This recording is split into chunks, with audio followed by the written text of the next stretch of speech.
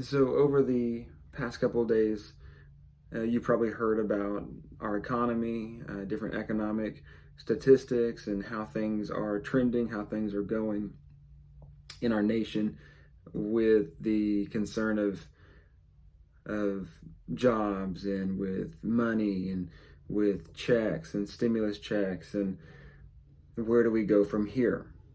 Well, there's tons of information that is being thrown around, ideas that are being thrown around by our different leadership that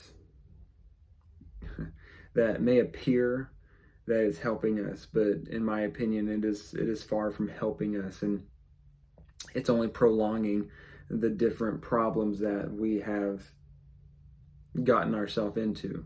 I believe a lot of these situations, a lot of these um, stressful circumstances have been brought on, maybe not by us, the people, but by the leadership that we have in place.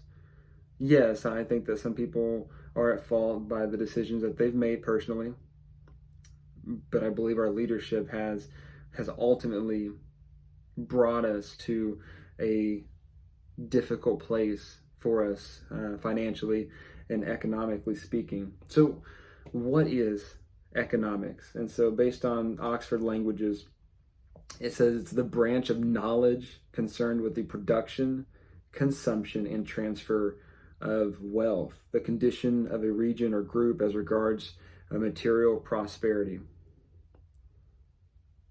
And so it's funny whenever you read some definitions and think, well, that's kind of along the lines of the way we use it, but more often than not, it's kind of skewed to our typical language. But it's the branch of knowledge concerned with production, consumption, and transfer of wealth. And it doesn't seem like there's much knowledge going on when it comes to discussions and debates amongst our leadership in our country.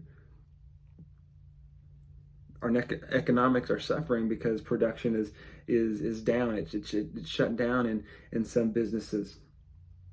There's not enough people to help with the production of material. Consumption's down because people aren't working, therefore they can't afford to get those things. And just the transfer of wealth and the way our money moves about among us. Again, all those things are lacking due to different circumstances that we have brought ourselves into.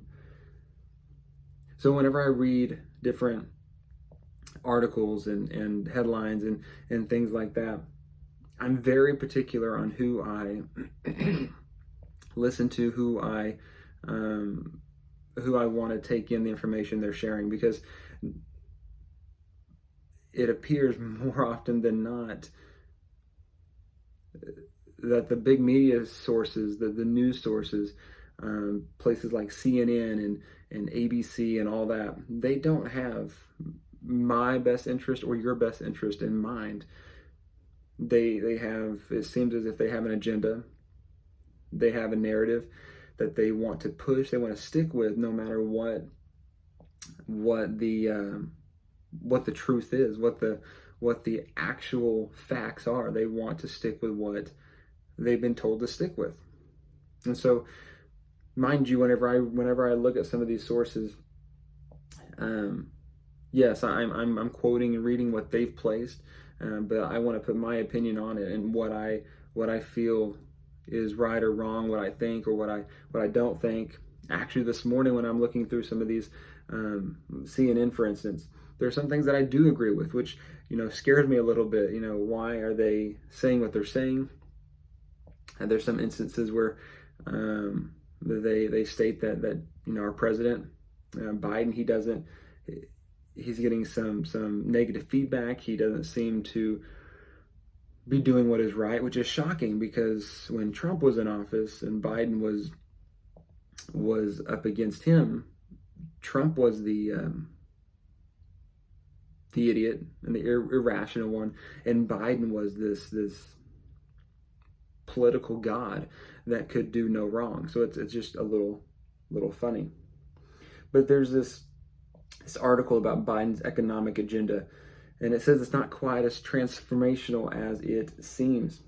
And CNN writes, indeed, Biden explicitly frames expansion of a familiar program around lifting those previously left behind, from African American farmers and home wealth workers to Hispanic students and restaurateurs, to working class women kept from the labor force for lack of affordable child care. That unbanished response to the racial and demographic contours our contemporary equality reflects the evolving coalition that elected him. So, first off, this headline is talking about economics, and then at the top of the article, we start talking about these different demographics, these different races, these different sexes, these different groups. We segregate and separate them. Hispanics and African Americans and women. When we're the ones being told that white people are racist because we look at black people as different. But clearly, Joe Biden, CNN, clearly they're looking at people as different. Hispanics over here, African Americans over here, and women over here. Yes, I understand that statistics can show that some people are affected more negatively, more positively in different ways. Absolutely, I get that. But it's interesting to see the expansion of the idea that that they're using to bring out these differences, when I thought that the whole political agenda for the administration that's in power right now was to unify us and to bring equality. And this article goes on, it says Trump spent half of what Biden proposes on a set of tax cuts that have shown no sign of durably boosting the U.S. economy. But the cumulative cost of Biden's current proposals, on top of his already enacted $1.9 trillion for COVID relief, would well exceed what the government spent to win World War II in inflation-adjusted terms. So we've gotten 3 stimulus packages, I think. That's crazy.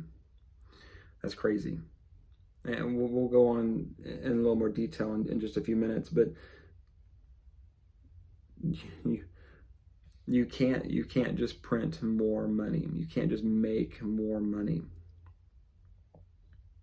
It doesn't help anybody.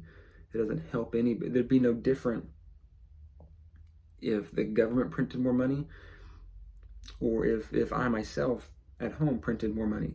It would make no difference. It would have the same effect.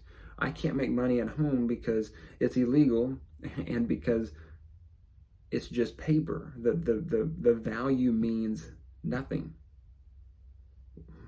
What makes us think that just because the U.S., our nation, does it legally is going to change anything?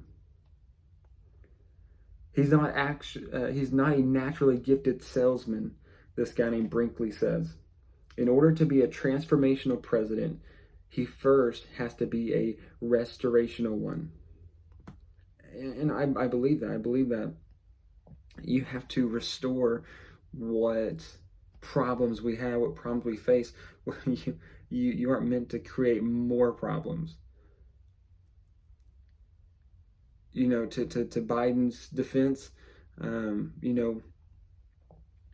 before he was the acting president, yes, the economy got shut down during Trump's ending months.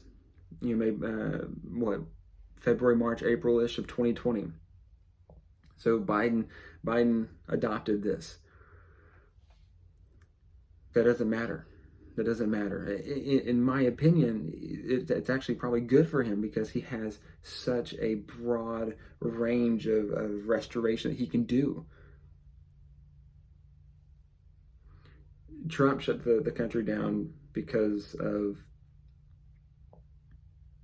because of the quote knowledge and understanding of some of our people that we have in our political power, and not even political, just in the FDA, CDC.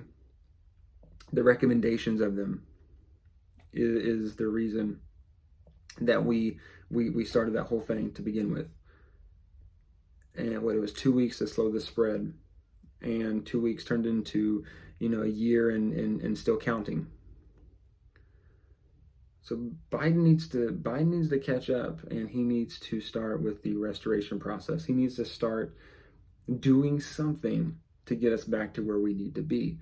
But based on the things that I see, it appears that he doesn't want that, or he doesn't desire that. He doesn't desire to get us back to a place of stability and of a thriving nation.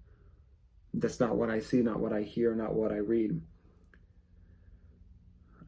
Yahoo Finance, they reported this article: fourth stimulus check status now unclear how Biden's new plan changes future cash payments.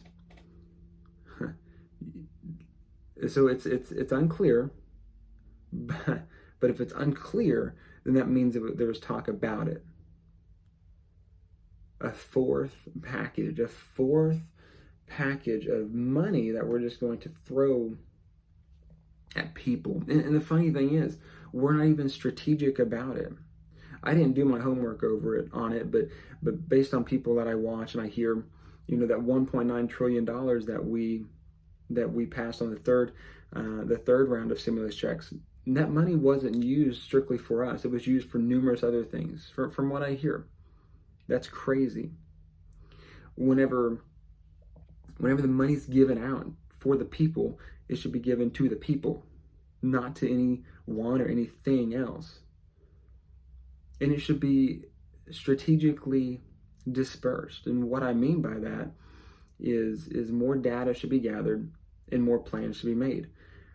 My family and myself, we don't need that stimulus package, and I say that humbly because I think that our portion should have been given to someone else that needs it more.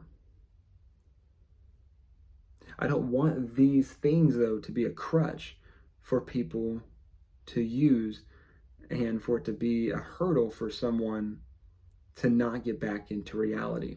And again, we're getting there. But Yahoo Finance says there's no doubt that stimulus checks have had a positive effect on the U.S. economy during the COVID-19 pandemic, helping pull many Americans out of poverty while giving others more breathing room to pay bills and make purchases.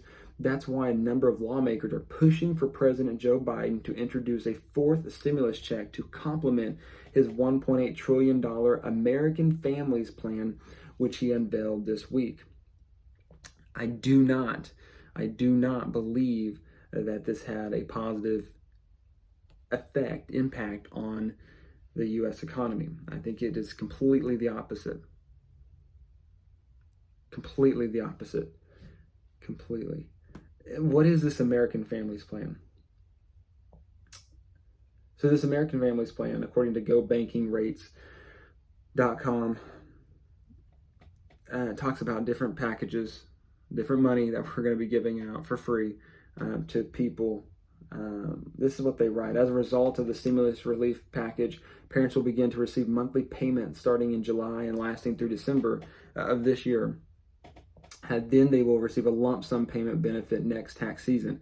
The amount currently depends on what age child one has. Currently and temporarily, this is a $3,000 per child for 6 years old and above $3,600 per child for children under 6. Another major focus will be to permanently increase tax credits for child care needs. Biden is urging Congress to expand the child and dependent care tax credit. The expansion would mean families would receive a tax credit for as much as half of their spending on qualified child care for children under the age of 13, up to a total of $4,000 for one child or $8,000 for 2 or more children. And it goes on to talk about, different tax brackets and how much you make, $125,000 or less, or between $125,000 and $400,000. So again, you can't just pour money on something, on a problem, and expect it to fix everything, because it's not going to work. It's not going to work.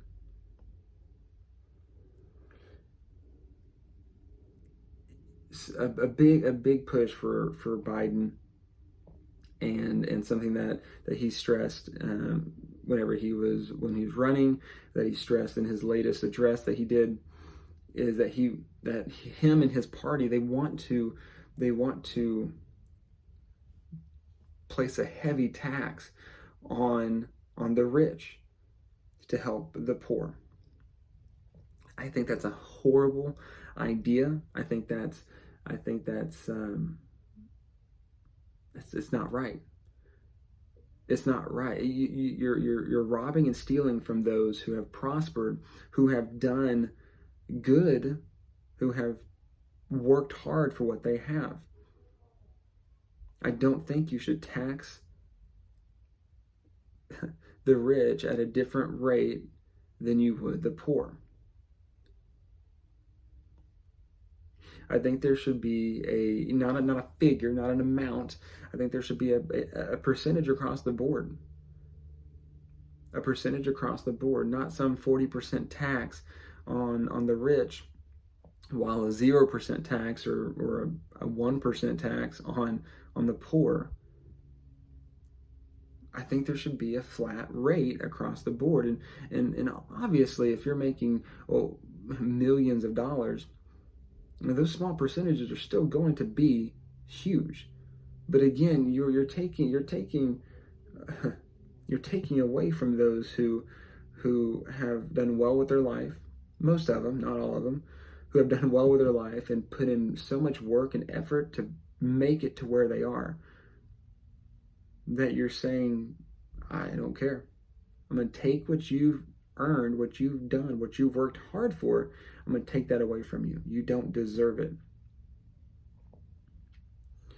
It all goes back to the demographics and who the party, Republican, Democrat, who the party is trying to persuade, who they're trying to win over, who they are trying to have on their side.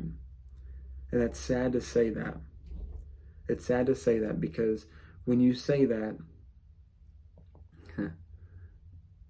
you're not looking out for the best interest of those people. You're not. You're looking out for the best interest of you. And when I'm talking about leadership, I don't want that for my leader. I want the leadership in my life to be looking out for those whom they are leading, not for themselves. Back to Yahoo Finance. It says nearly 24 Senate Democrats sent a letter to Biden on March 31st, urging him to implement recurring stimulus payments, according to Business Insider. Proponents say doing so will provide needed financial relief to Americans who are still having a hard time making ends meet. According to a recent Bankrate survey, around 2/3 of Americans say the latest $1,400 check won't last them 3 months.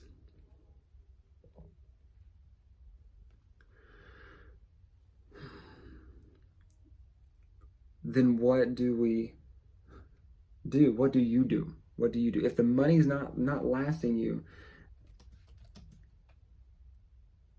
then what do we do different? What do we do different to solve the problem? Well, it's funny to say that out loud, because it's like, well, why don't we do what we've always known to do as a nation, a society, as a people, from as long as I know, because you read about it in the Bible, different things like that. And it's like it's just foreign. It's like foreign to us, this idea of work and of putting forth effort to receive what we need first and foremost, but then to receive what we want. And so in the Amplified version of the Bible, 2 Thessalonians 3:10, Paul writes this for us: "For even while we were with you, we used to give you this order: if anyone is not willing to work, then he is not to eat either."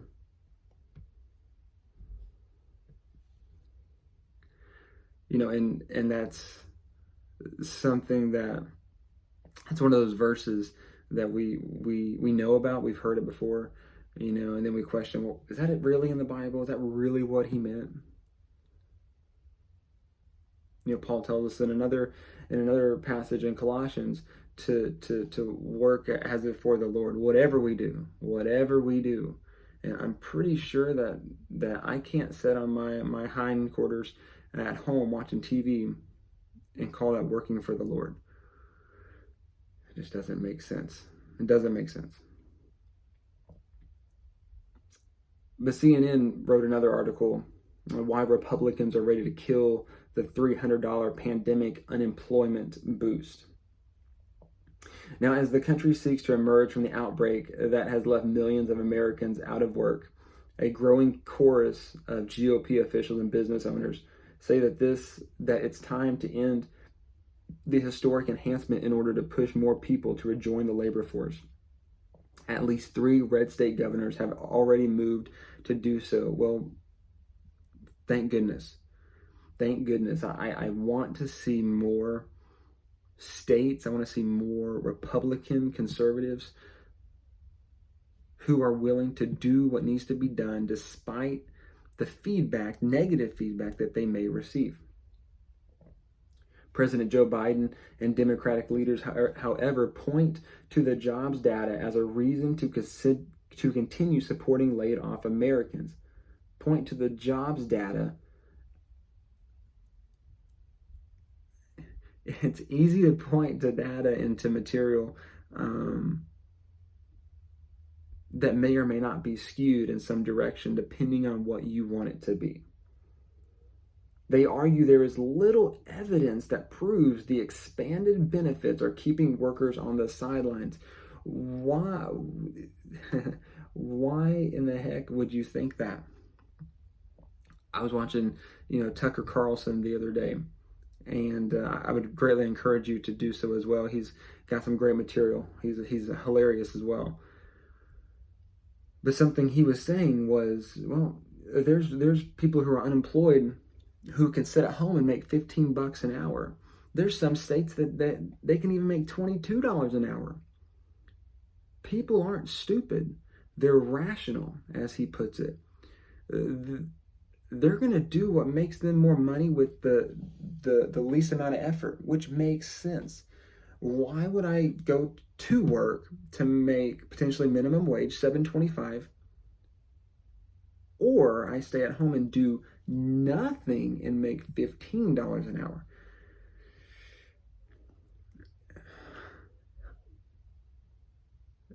It makes no sense.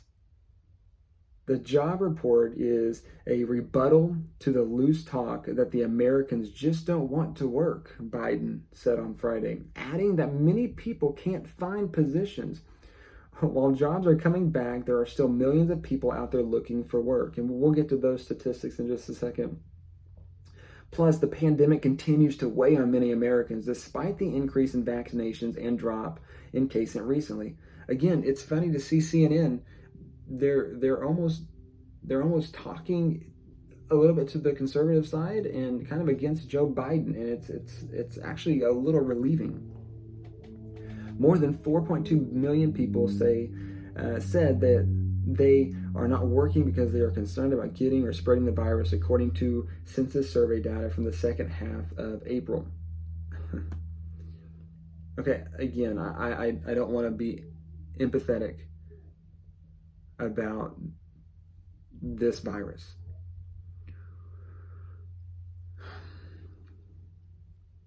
Do I think it's a hoax? Do I think it is not real? I believe it is real. I believe people have gotten sick from it. I believe people have died from it.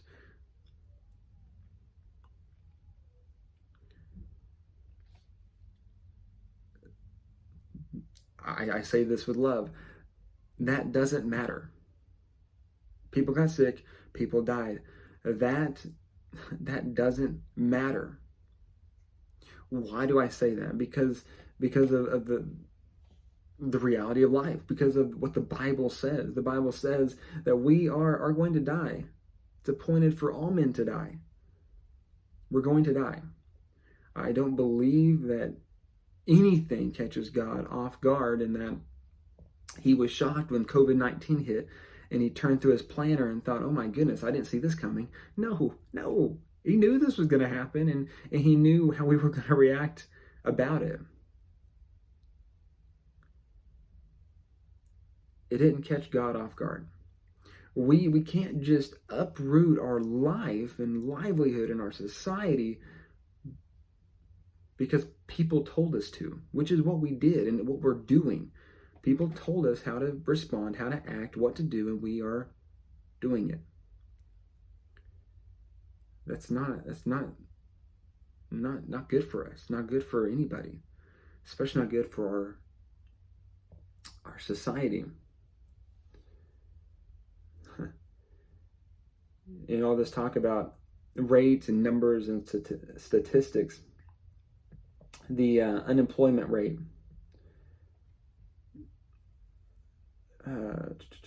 based on our Trading Economics website, it's up fairly high. It's up pretty high. So when I'm looking at this chart, let's see, back to about 1950 or so is when this chart goes back to. The largest peak I see is around 1980 or so, when it was about 11%, which is pretty high. That's probably the highest one that I see according to this chart. So then we jump up to now, and we have dipped down quite a bit. And so the peak of all this madness was about 15%. And so now the chart's showing that we're just about 6%. So 15% down to 6%, that's pretty good. Granted, I believe we never should have gotten to the 15%, but to recover and be back at 6% is still fantastic. So the unemployment rate is still fairly high, higher than we want to see it. I mean, because before all this happened, when Trump was still in office, we were about 3%, 3.5%. So again, almost double what we were at. We want to change those numbers. So we look at the unemployment rate. Now we look at the employment situation, based on people who have jobs, who want jobs. And this is from household survey data for April 2021. The unemployment rate is at 6.1%, and the number of unemployed persons is at 9.8 million. So remember that number, 9.8 million. And the article goes on just a little bit further. In April, the number of persons not in the labor force who currently want a job was 6.6 million. 9.8 unemployed, 6.6 wants a job. So where does that leave the other 3.2 million people? Do they just not want jobs? And why don't they want jobs? Can they not work? Are they too sick to work? Are they too prideful to get a job in something different than what they desire to, what their field is? Where are the other 3.2 million people? I stumbled on this website this morning called Poynter, POYNTER.org, and it seems fairly conservative. It's a nonprofit media source, but they were talking about some different reasons why businesses can't find workers.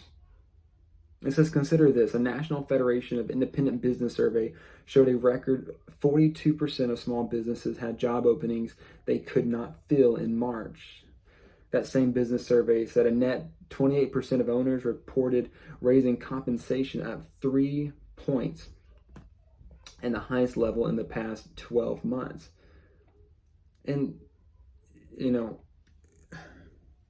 that's that's hard. It's sad for small businesses to have to raise money, not raise money, raise their compensation, raise their pay, because a few things are gonna happen from this. It's just business.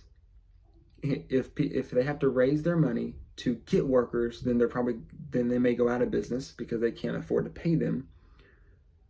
When you have small businesses versus large businesses, at the company I work with, they pay a tremendous amount of money on an hourly basis, which is ridiculous in my opinion, that we're paying people this much to do this job.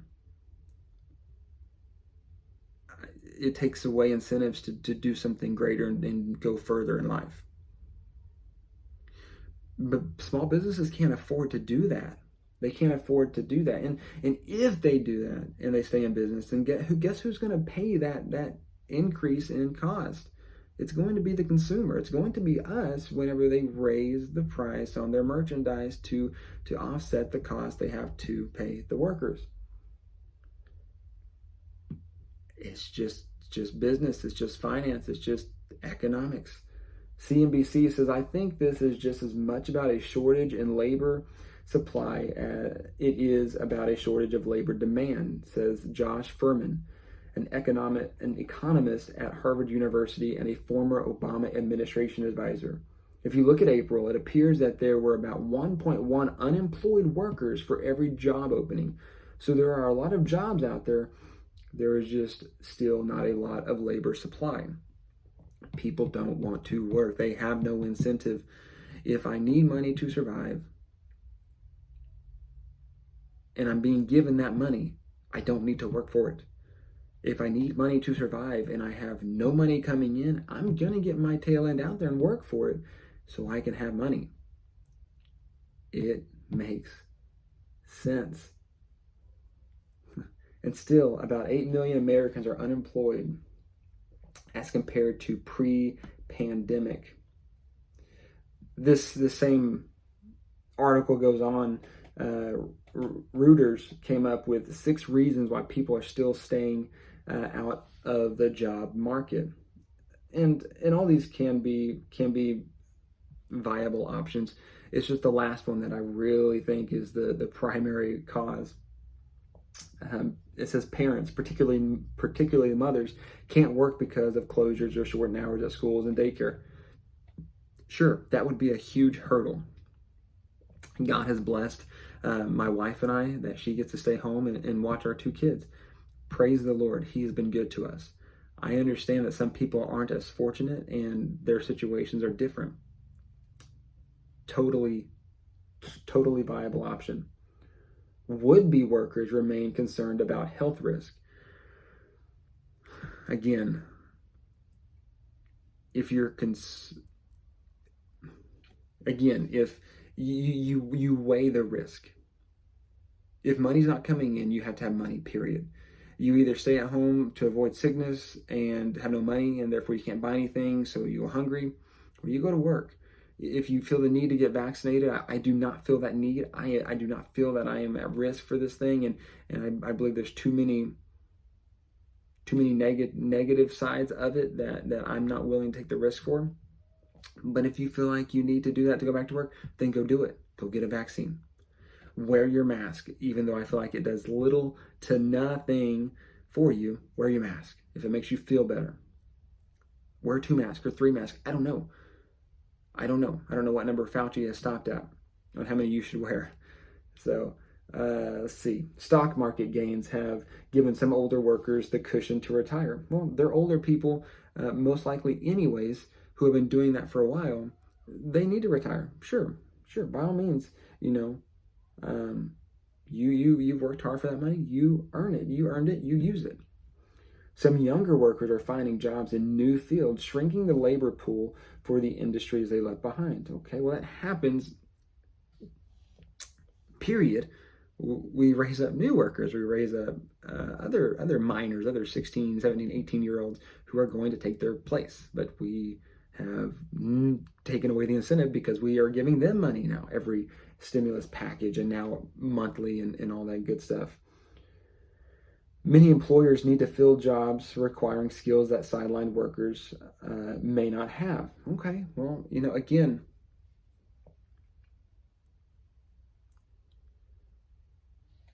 we've taken away incentive. We've taken away the obligation to get a job and to have a job. We need to go back to training our young people and training those people we're raising to have a good work ethic and to have good ethics and morals, period.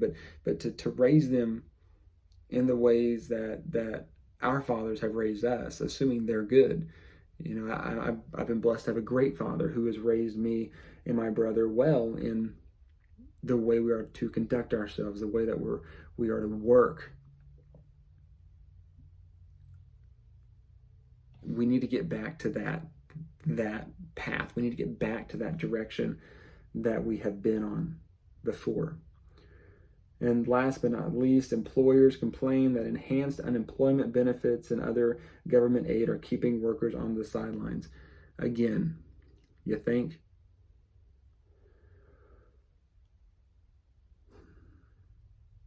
So this one video, again, that Tucker put out, he talks a lot about inflation. Inflation.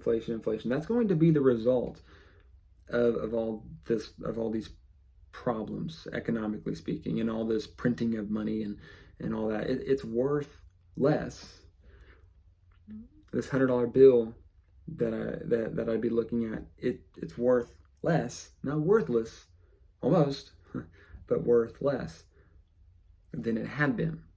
So it's going to take more of those to get what I need. He was talking about different items, different products that are going up in cost. I mean, things like gas and oil; those are normal, things that fluctuate, But he was talking about lumber. The lumber was up 300%. He said 300%. He said that on average, it's going to cost you about $35,000 more on building a new house just because of the products and supplies. When the demand is still there for something, people are still going to buy it. People are still going to get it. It's just going to cost them a lot more. It's going to cost us a lot more. And most of these things don't happen just overnight. Most of these things don't happen just, jumping from $1 to $10. A Snickers bar from $1 to $10. It doesn't happen like that. But we can see, I'm almost 30 years old. I've seen the incline of different things. Looking at a bag of chips, the other day, it went from, $3.75 to over $4. And it really does mentally make a difference when you pass the dollar threshold, when you pass the 3 to the 4. But we're gonna reap those costs. We're gonna see those costs affecting us. So even though we're making more money essentially per hour, per day, per week, whatever, we're gonna pay more money to get the things we want and need. Therefore, we're gonna be in the same boat we were before. How do we fix these problems? What do we do? How do we address these situations and these issues? I said it last time, I'll say it again, it's our leadership. Our leadership needs to be different, it needs to be changed, it needs to be radically redefined in a way that the leadership is for the people. Right now, sadly enough, I see that our leadership, our administrations, our people of power, our people in Congress, whatever, for the most part, they're concerned with their agenda. They're concerned with what they can do. They're concerned about getting their name out there. They're concerned with a slew of other things that I, as the people,